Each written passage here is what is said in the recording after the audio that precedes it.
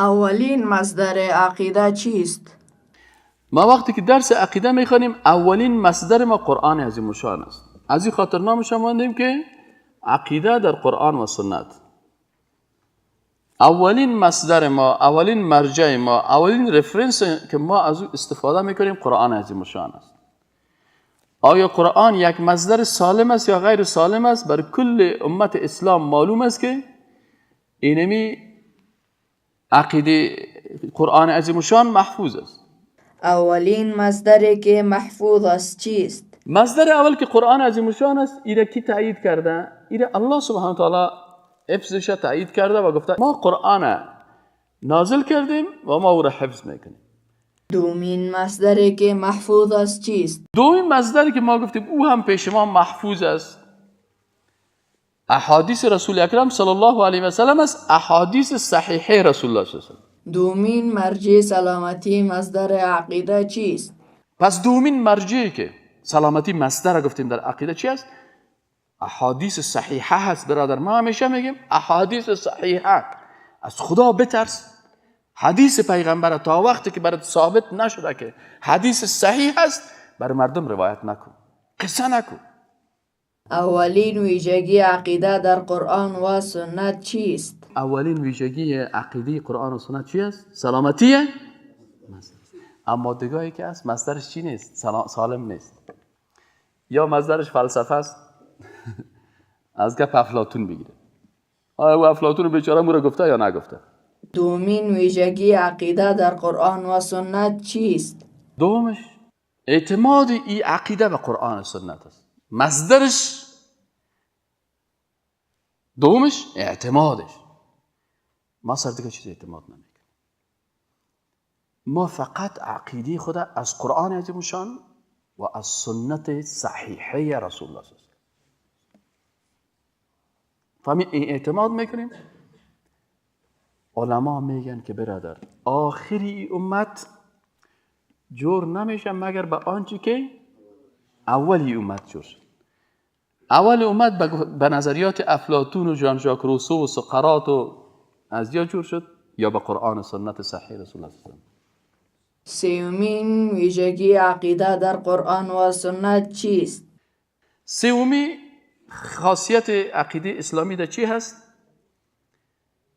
تسلیمی به نصوص قرآن و سنت است. تسلیمی اولش فکرتان باشه که سلامتی مصدر بود، دومش اعتماد بود، سومش تسلیمی هست. وقتی که ما عقیده قرآن و سنت هم میخونیم فقط به قرآن عظیم الشان و سنت صحیح رسول الله تسلیم هستیم. لکن بسیاری کسای دیگر شما ببین آیا همین سه چیز داره؟ آیا تسلیم میشه به حدیث رسول الله صلی الله علیه و آیا به آیت قرآن تسلیم میشه؟ یک نفر از ابوبکر صدیق دشنام میتن انا لله و انا الیه راجعون. عمر فاروق دشنام میتن لعنت میگه. صاحب لنگی چی میگه و چپن چی میگه و عبا چی میگه و قبا چی میگه؟ برش میگه مو برادر یکمه که از خدا بترس، آیت قرآن بخوان. کدام آیت قرآن؟ این قرآن است. به ایمان داری؟ ایمان دارم. تحت شجره چی مانا؟ زیر درخت بیعت رضوان. چند نفر بودن؟ 1400 نفر. ده 1400 کی بود؟ ابوبکر صدیق بود. نبود؟ عمر فاروق بود؟ نبود. 1400 مهاجرین انصار.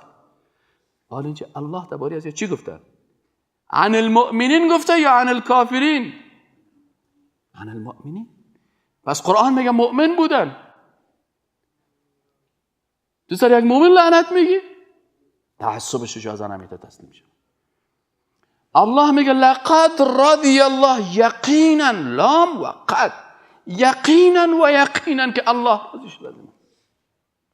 الله از پیشش راضی است و مؤمن هم گفته ما تو را چی؟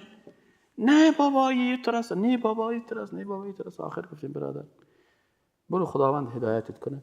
پس سومی مصدر چی است؟ تسلیمی به نصوص قرآن و سنت.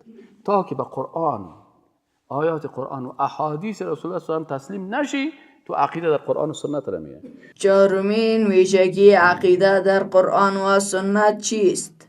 چهارم خاصیتش موافقت این عقیده با فطرت و عقل سلیم. موافقتش با فطرت و عقل سلیم. فطرت سالم انسانی وحدانیت الله را تایید میکنه و عقل سالم این تایید میکنه.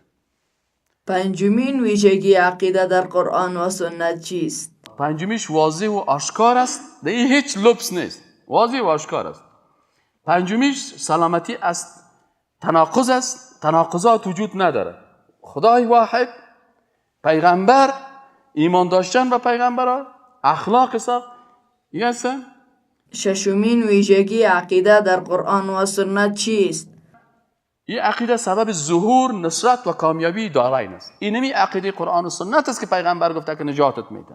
هفتمین ویژگی عقیده در قرآن و سنت چیست؟ دیگه چی است؟ این عقیده پیغمبر است و عقیده صحابه پیغمبر است. از این خاطر اینه میگن عقیده اهل سنت و جماعت. چرا اهل سنت میگن؟